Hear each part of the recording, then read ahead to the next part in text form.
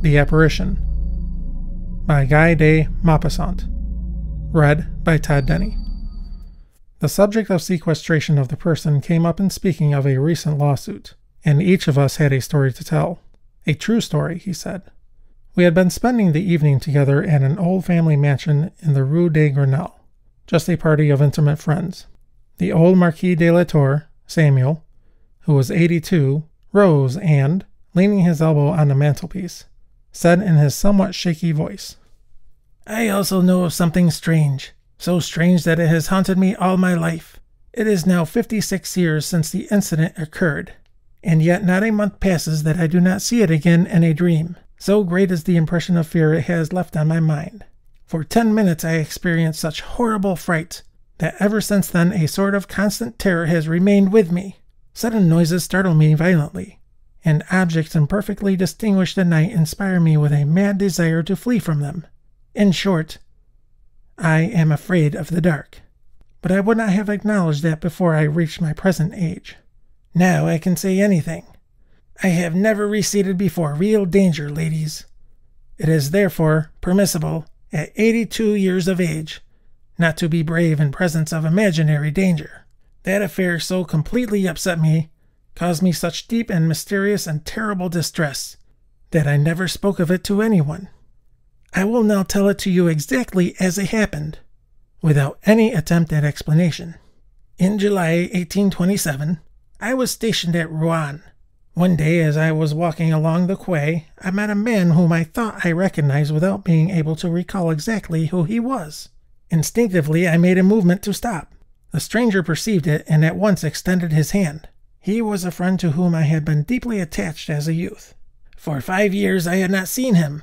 He seemed to have aged half a century. His hair was quite white, and he walked bent over as though completely exhausted.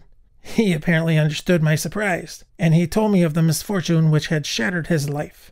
Having fallen madly in love with a young girl, he had married her, but after a year of more than earthly happiness, she died suddenly of an affection of the heart. He left his country home on the very day of her burial and came to his town house in Rouen, where he lived, alone and unhappy, so sad and wretched that he thought constantly of suicide.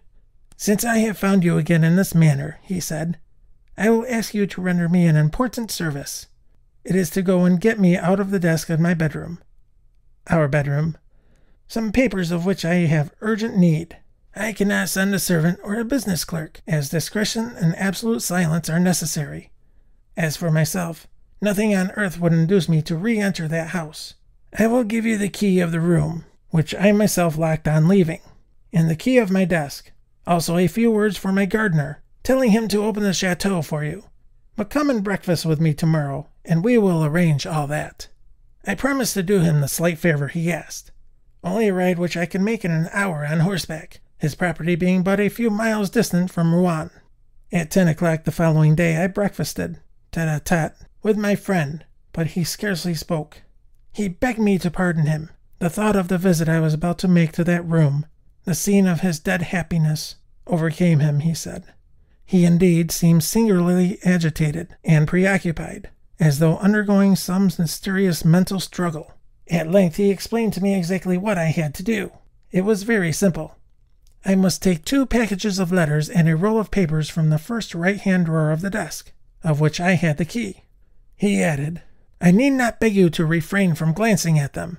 I was wounded at that remark, and told him so somewhat sharply. He stammered, "Forgive me, I suffer so," and tears came to his eyes. At about 1 o'clock I took leave of him to accomplish my mission. The weather was glorious, and I trotted across the fields, listening to the song of the larks and the rhythmical clang of my sword against my boot. Then I entered the forest and walked my horse. Branches of trees caressed my face as I passed, and now and then I caught a leaf with my teeth and chewed it, from sheer gladness of my heart at being alive and vigorous on such a radiant day. As I approached the chateau, I took out of my pocket the letter I had for the gardener, and was astonished at finding it sealed. I was so irritated that I was about to turn back without having fulfilled my promise, but reflected that I should thereby display undue susceptibility. My friend in his troubled condition might easily have fastened the envelope without noticing that he did so. The manor looked as if it had been abandoned for 20 years. The open gate was falling from its hinges. The walks were overgrown with grass, and the flower beds were no longer distinguishable. The noise I made by kicking at a shutter brought out an old man from my side door. He seemed stunned with astonishment at seeing me, and receiving my letter, he read it, reread it, turned it over and over, looked me up and down, put the paper in his pocket, and finally said, "Well, what is it you wish?" I replied shortly, "You ought to know, since you have just read your master's orders. I wish to enter the chateau." He seemed overcome. "Then you are going into her room?"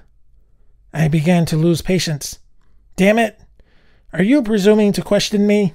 He stammered in confusion. "No, sir. But it has not been opened since the death.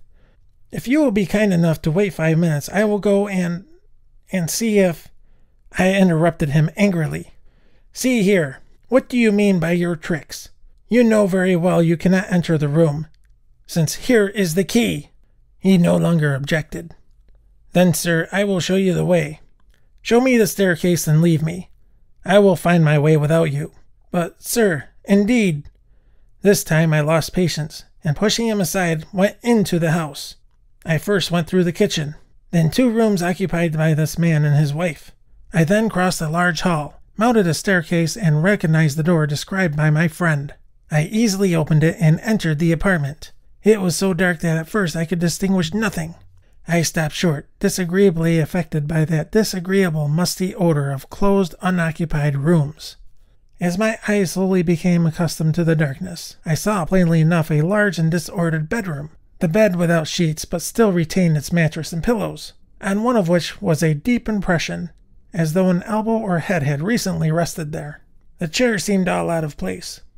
I noticed that a door, doubtless that of a closet, had remained half open. I first went to the window, which I opened to let in the light, but the fastenings of the shutters had grown so rusty that I could not move them. I even tried to break them with my sword, but without success.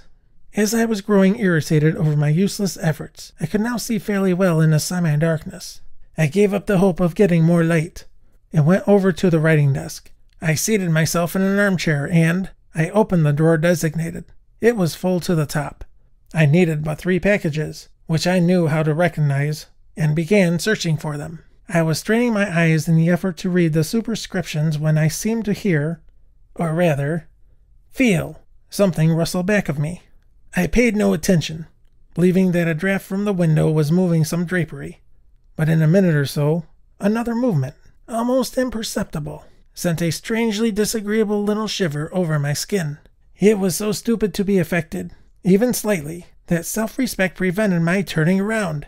I had just found the 2nd package I needed, and was about to lay my hand on the 3rd, when a long, painful sigh, uttered just at my shoulder, made me bound like a madman from my seat and land several feet off.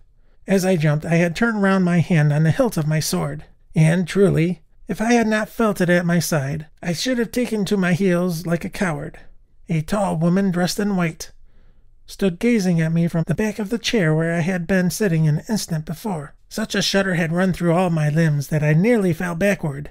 No one who has not experienced it can understand that frightful, unreasoning terror. The mind becomes vague, the heart ceases to beat, the entire body grows limp as a sponge. I do not believe in ghosts. Nevertheless, I collapsed from a hideous dread of the dead, and I suffered. Oh, I suffered in a few moments more than in all the rest of my life from the irresistible terror of the supernatural. If she had not spoken, I should have died perhaps. But she spoke. She spoke in a sweet, sad voice that set my nerves vibrating. I dare not say that I became master of myself and recovered my reason. No, I was terrified, and scarcely knew what I was doing. But a certain innate pride, a remnant of soldierly instinct, made me, almost in spite of myself, maintain a bold front. She said, "Oh, sir, you can render me a great service." I wanted to reply, but it was impossible for me to pronounce a word. Only a vague sound came from my throat. She continued, "Will you? You can save me. Cure me.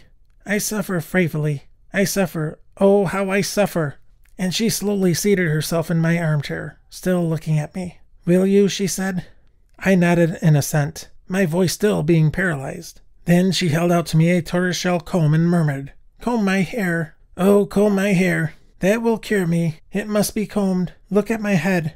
How I suffer, and my hair pulls so. Her hair unbound, very long and very black, it seemed to me, hung over the back of the armchair and touched the floor. Why did I promise? Why did I take that comb with a shudder? And why did I hold in my hands her long black hair that gave my skin a frightful cold sensation, as though I were handling snakes? I cannot tell. That sensation has remained in my fingers, and I still tremble in recalling it. I combed her hair. I handled, I know not how, those icy locks. I twisted, knotted, and unknotted, and braided them. She sighed, bowed her head, seemed happy. Suddenly she said thank you, snatched the comb from my hands, and fled by the door that I had noticed ajar. Left alone, I experienced several seconds of that horrible agitation of one who awakens from a nightmare. At length I regained my senses.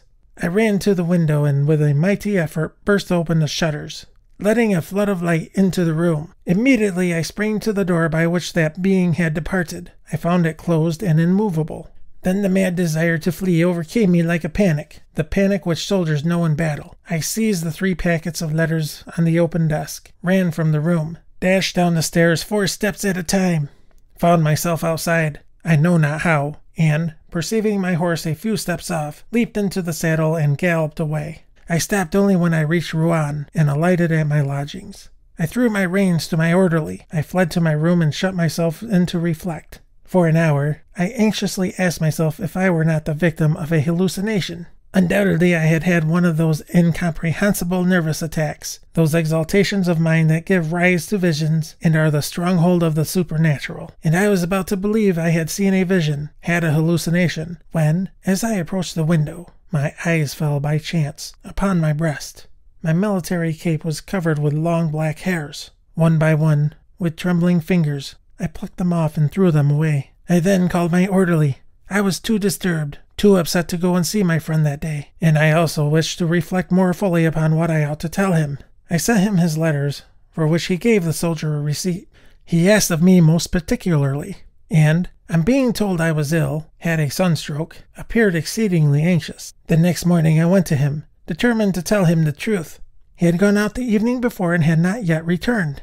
I called him again during the day. My friend was still absent. After waiting a week longer without news of him, I notified the authorities, and a judicial search was instituted. Not the slightest trace of his whereabouts or manner of disappearance was discovered. A minute inspection of the abandoned chateau revealed nothing of suspicious character. There was no indication that a woman had been concealed there. After fruitless researches, all further efforts were abandoned, and for 56 years I have heard nothing. I know no more than before.